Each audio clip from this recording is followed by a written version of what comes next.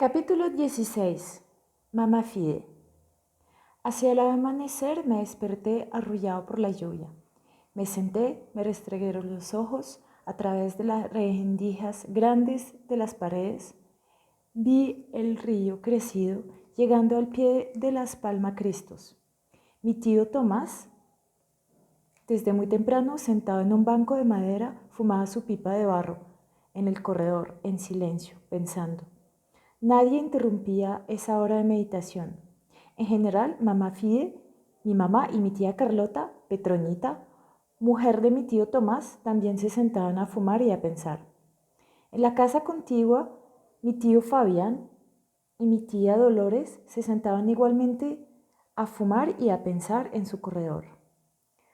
Cada quien, a medida que iba saliendo al corredor, daba los buenos días. Era algo casi ritual al amanecer, en ese momento en que el mundo parecía removerse con pájaros, corriente, estremecimiento de árboles, los marranos, las gallinas. Hablaba poco esta gente. Una que otra palabra se escapaba como de un monólogo. Por ahí a las 6 las mujeres se agrupaban en la cocina a preparar el trago de café antes del desayuno. Los hombres bajaban al patio detrás o frente a la casa para rajar la leña. Los muchachos se encargaban de dar de comer maíz a las gallinas. Cuando había grano en abundancia se daba también a los puercos, los cuales a la hora de preparar el desayuno se colocaban debajo del fogón, desde donde recibían las cáscaras de plátano. Mi tío Fabián, una vez que se había afeitado con un barbera en el río, subía a nuestra casa a saludar a sus sobrinos, quienes le ofrecían su traguito de café, como a él le gustaba, bien espeso y dulce con el amargo del azúcar. Frase esta última de él. El día empezaba, pues, pero como el río habría crecido, los muchachos no teníamos aliciente para organizar programa, ir a pescar, ni mucho menos bañarnos. Por otra parte, una llovizna persistente imprimía en nuestro ánimo cierto aburrimiento. Los mayores fueron a la mina. Unas 2 o 3 horas más tarde cesó la lloviznita y salió el sol.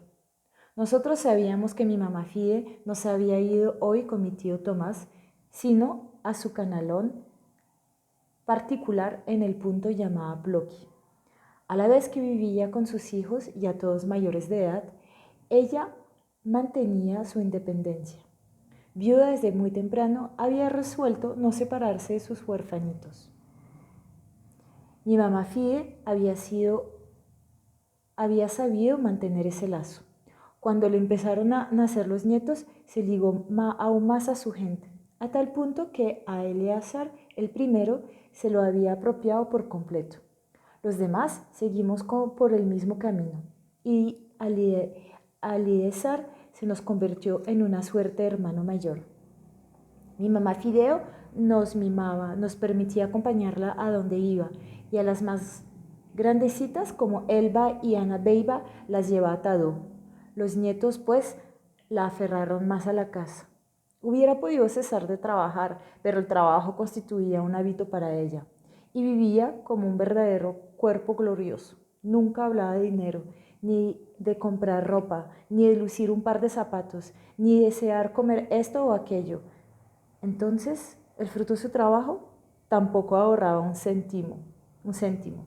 ¿Acaso no sacaba un grano de oro ni un tomín de platino? Su haber lo repartía entre sus hijos y nietos. No daba dinero constante y sonante. Entre otras cosas, ni mi mamá ni mis tíos lo hubiesen aceptado. En cambio, cuando iba al pueblo, mucha comida, sobre todo carne de res y de cerdo, panes en abundancia, tabaco. Además, nos traía regalitos a los nietos. A este una camisa, a este un corte de tela, a aquel una pampanilla, a aquella un par de zarcillos de oro, mandado a hacer especialmente. Una vez me trabajó a mí un sombrerito de fieltro rojo. Nosotros nos manteníamos literalmente pendientes de mi mamá Fideo, y como ella no se preocupaba de sí, se contentaba con su bayeta y su tetero, mi mamá y mis tíos la aprovisionaban de ropa y le servían su comida, cada cual indistintivamente. Una vez le obsequiaron un traje de calamoco que la puso feliz. No nos contaba cuento, no nos refería a anécdotas de la familia.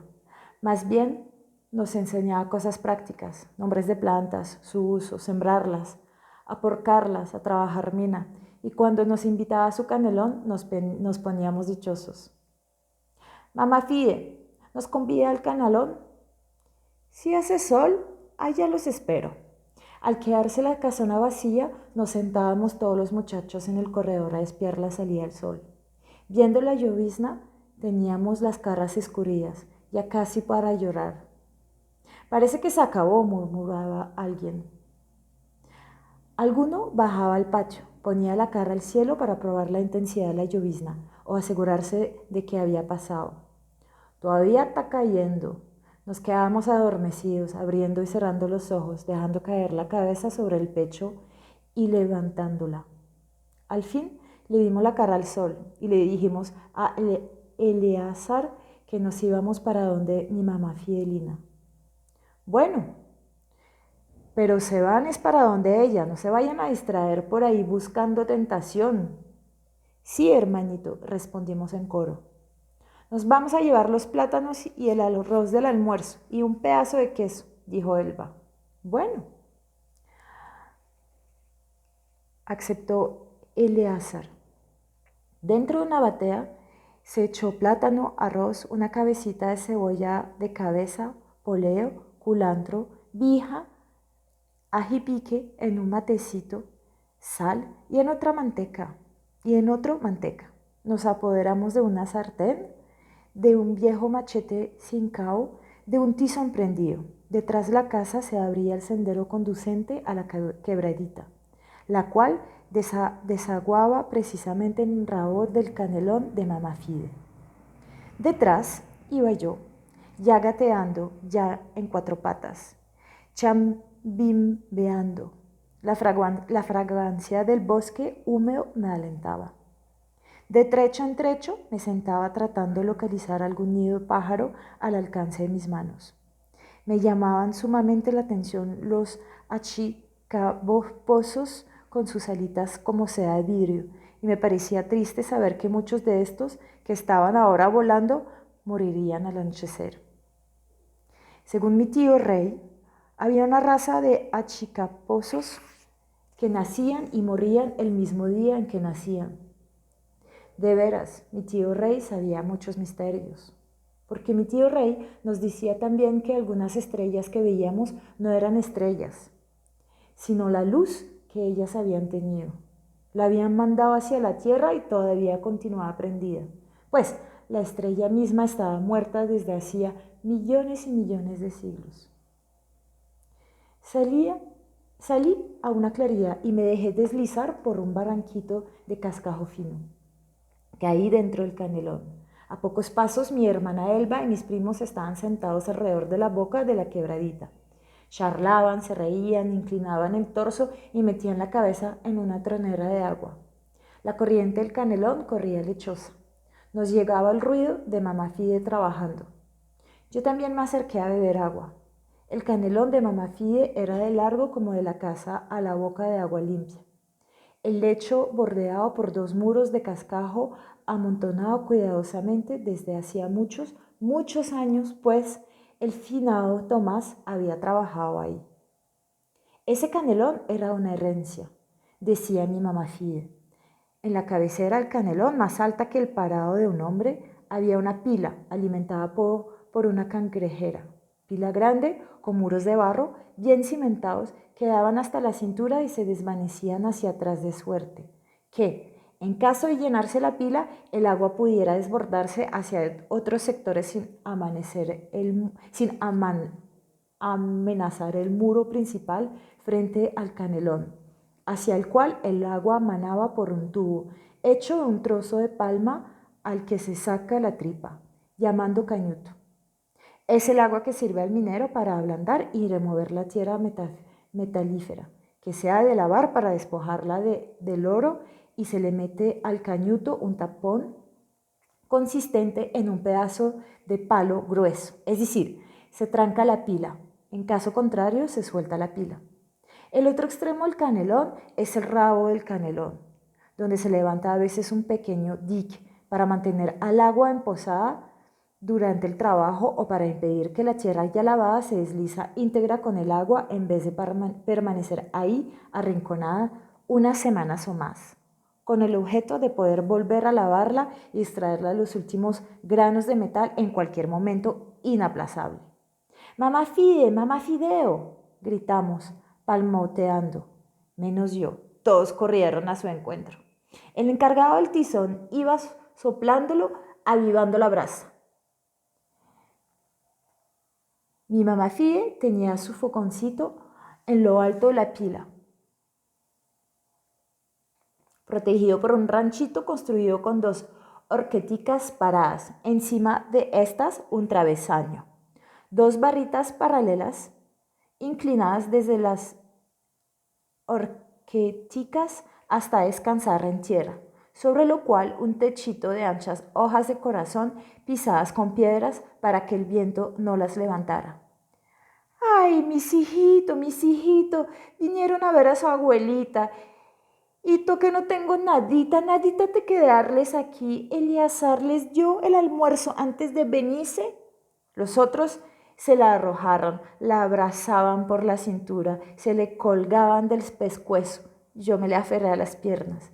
Ella trató de pararme y me alzó, manteniéndome cargado, refregándome sus mejillas. «¿Cómo le ha ido hoy, mamá Fideo?», le pregunta a Elba. «No puede decir que me ha ido mal, ¿no?». «¿Cuánto sacó?». «Todavía no le he lavado la tierrita. Usted me van a ayudar a lavarla. Nosotros traímos su plátano asado para hacer la comida. Dios los bendiga, mis muchachitos». Se quedó un momento callada como pendiente de algo y dijo: «Yo, Ana Beiba, dame mi churrumbela con mi cargadita y tapaco. Y vos, Herbita, ve a traerme candela». Mi mamá Fide se sentó en un pedazo de raíz a descansar, pensativa todavía con su pipa apagada. La dejamos en esa posición.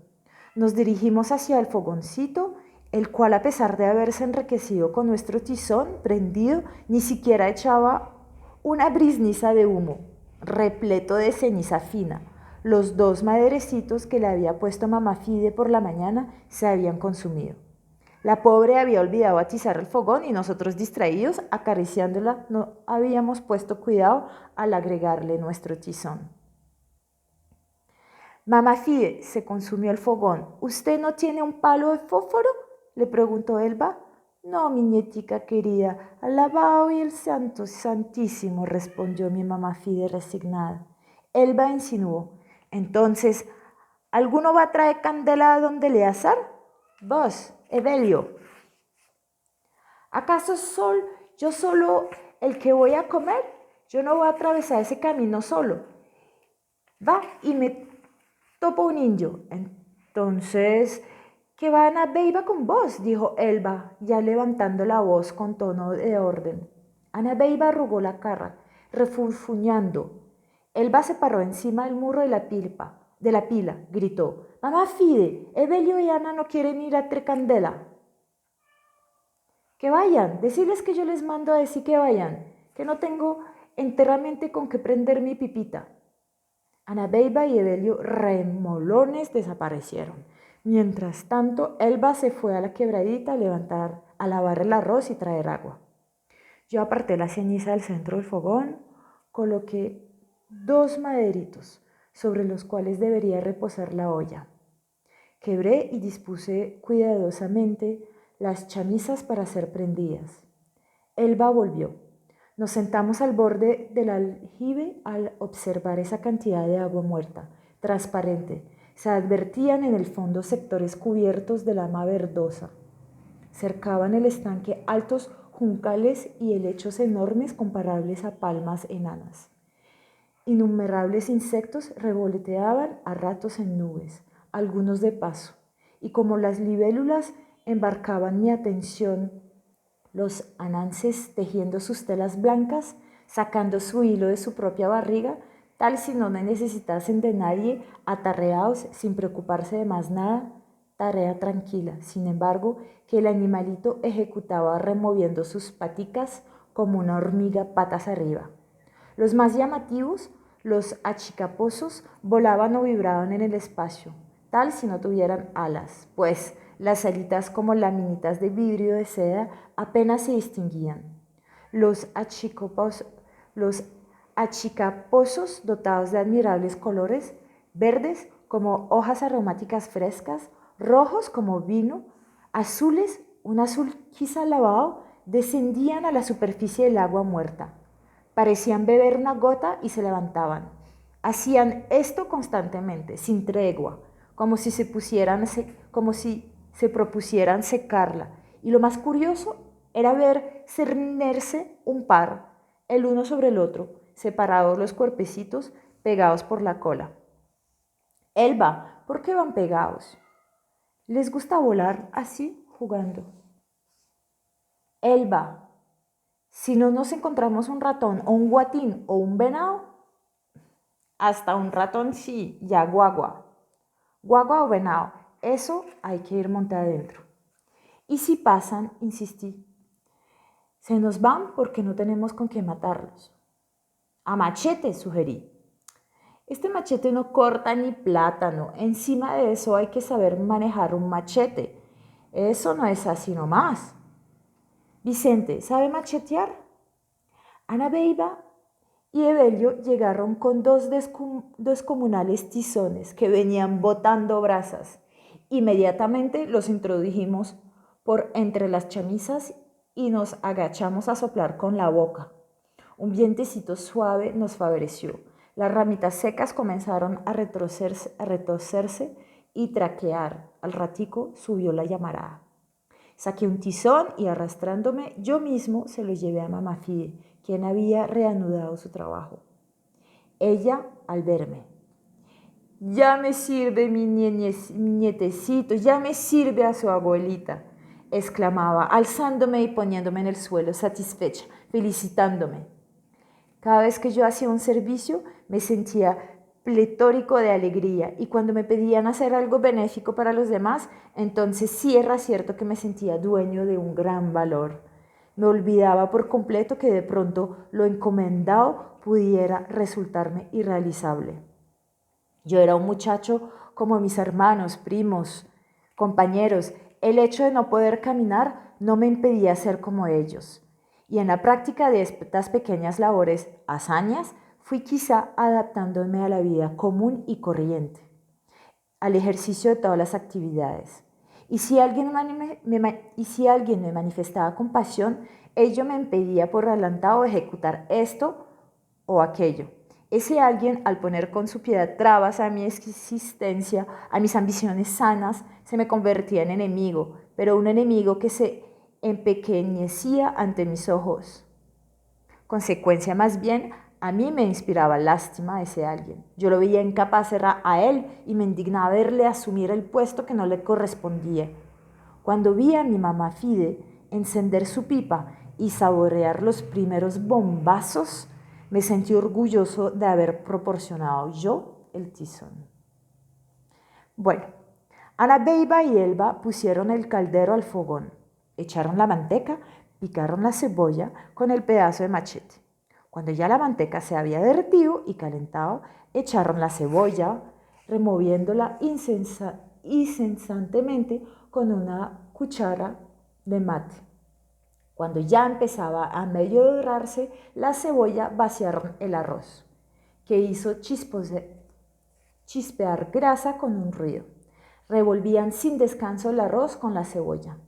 Al notarlo frito, dorado, le pusieron el agua en cantidad doble del espacio ocupado por el arroz. Avivamos el fuego, empezó a hervir y le añadimos sal. Mientras servía a borbollones, los tizones incandescentes se iban partiendo en brasas que nosotros agrupábamos formando otra hoguera. Desollamos los plátanos, los metimos a asar, parados, recostados a los maderos sobre las brasas de vez en cuando les cambiábamos la punta de arriba para abajo o se le daba una vueltecita, de suerte que la cocción fuera uniforme. Evaporaba casi el agua del arroz, viéndose en la superficie unas como burbujas. Lo, lo tapamos con pedazos de grandes hojas de catuga semejantes a las del plátano, resistentes incluso al fuego vivo, dúctiles hasta el punto de reemplazar el papel. Entre nosotros.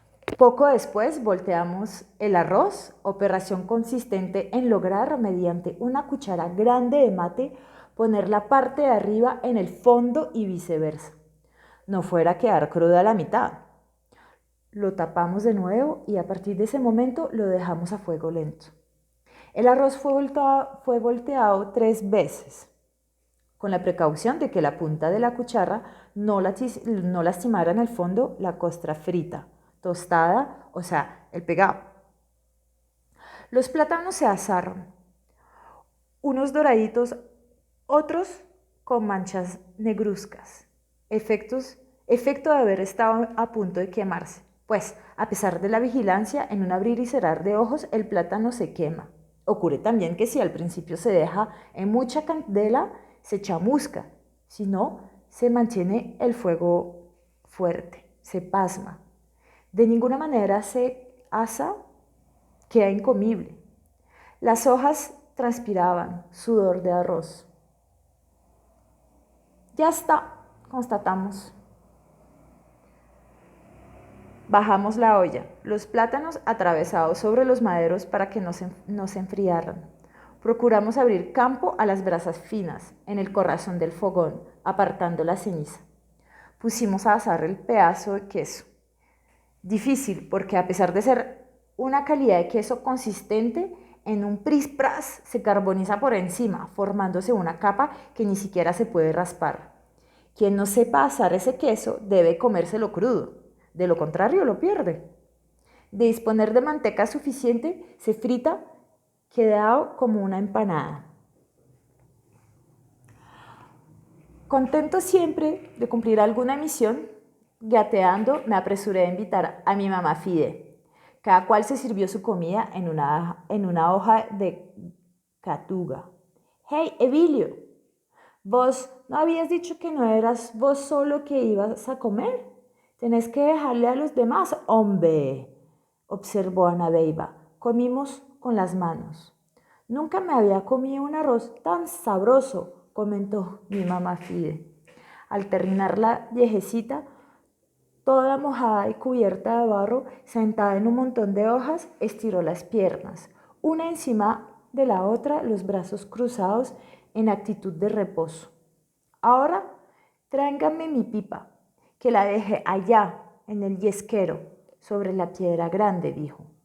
Evelio se encargó de ir a traerle el yesquero, un mate de esos que se arrancan pequeños, seleccionado de entre aquellos de forma alargada, como un pepino.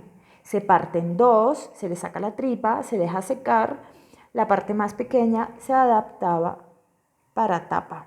Sirve para cargar ahí el tabaco, los fósforos, la pipa. En el tiempo de antes se metía ahí la yesca, por eso se llama yesquero. La yesca era un trocito chiquito de vaso seco que sacaba candela. Hoy con la civilización no hay yesca y con los carros que están los jojoró y que se escasean. La interrumpí. ¿Por eso es cada cual prende su candelita? Mi mamá Fide dio un sobresalto. «Ay, mijo, no diga candelita, eso es pecado, cosa del diablo», me reprendió. Yo creía que no se podía decir, era velita. Mi mamá Fide se santiguó. «No vuelve a decir eso tampoco, eso llama a la muerte. Persínese, mijo». Me persiné. Hubo un momento tenebroso. Todos miramos con el rabo del ojo para un lado y para otro asustados. Ahora sí, vamos a trabajar con usted, abuelita, sugirió Elba. Repósense primero. Uno no puede meter al agua ni hacer el ejercicio recién acabado de comer, nos aconsejó.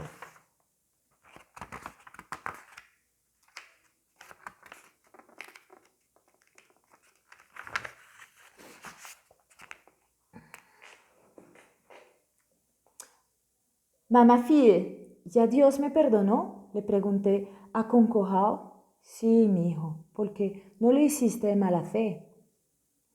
Mi mamá Fide continuó sentada, estirada las piernas cruzadas, pensando. Había instantes en los que no parecía que mi mamá Fide se esfumaba, que su figurita no estuviera ahí sino en otra parte. De súbito se paró, diciendo, bueno, mis hijitos, ya es hora. Y vos, Arnoldo, no te me vas a perderte travesiendo por ese monte. Cuidado con la lebra, ¿oíste? Sí, mamá Fide. Elba, Ana Beiba, Evelio descendieron con ella el barranquito. En el canelón, mi mamá Fide dejó a Evelio que cogiera la barra y empezara a baretear en la frente el hoyito ya abierto. Ella se propelló de sus cachos. 2 utensilios, suerte cucharones en forma de media luna. Servían, en vez de la mano, estas al fin y al cabo frágiles. Para reunir la tierra metalífera, pedregosa, aflojada con la barra. Las piedras iban siendo empujadas hacia atrás por debajo del busto, bien agachado de mi mamá Fide y por entre sus pies. Elba y Ana Beiba, en sendas bateas, recogían el cascajo y los depositaban lejos contra las paredes del canelón. Evelio sudaba. ¿Ya está cansado, Evelio, mijo? Ya, yo soy un hombre, mamá Fide, le respondió él. Saliste a tu papá rey, hijo y gato caza ratón. Así, cuando estés grande, vas a trabajar duro para conseguir para ir a viajar y a conocer mucho mundo como tu papá rey. Evelio sonreía y aventaba barra con entusiasmo. Elba y Ana Beiba se colocaron la una a cierta distancia de la otra, es decir, Elba donde mi mamá Fide amontonaba el cascajo, Ana Beiba en el sitio donde se arrojaba. Ambas dispuestas a actuar más rápidamente y coordinadamente, tal como lo habían observado en las cuadrillas de guaches y holladeros. O sea, Elba se inclinaba, llenaba su batea, se erguía, girando medio cuerpo y la lanzaba a Beiba, la cual la recibía a la vez que remitía por el aire a Elba la otra batea vacía. Ana Beiba hacía girar medio cuerpo y descargaba el cascajo. Cuando daba la vuelta, ya regresaba llena la batea de Elba. Evelio alzaba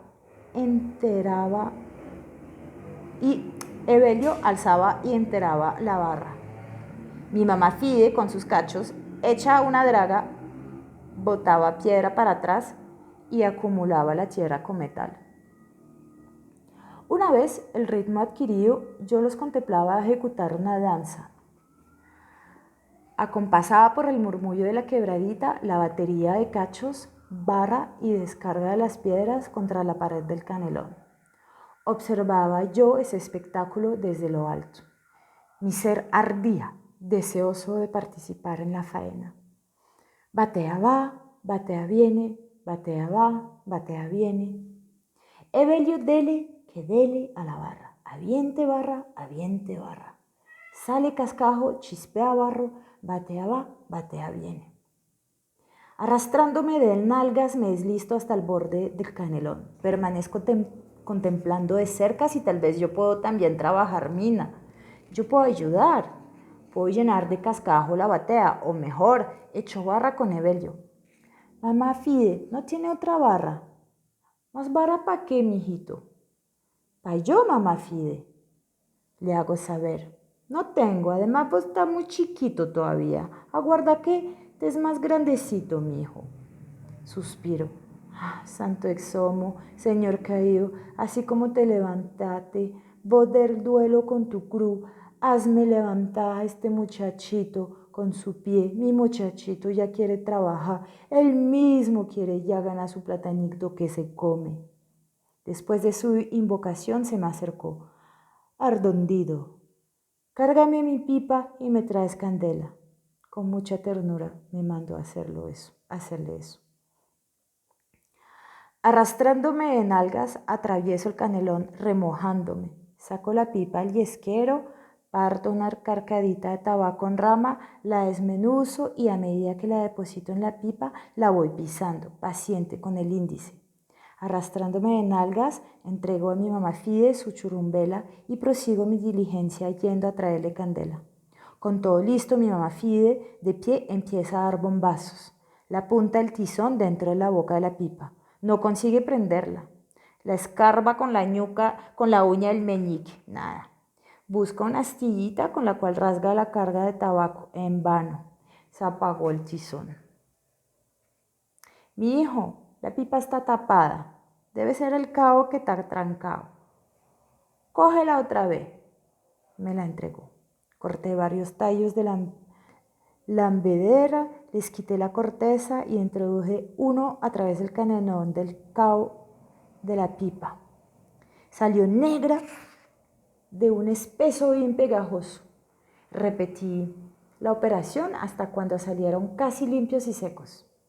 Descargué la pipa echando el contenido en una hoja y la limpié mediante el sistema anterior. Le puse el cabo. Soplé, quedó al hilo.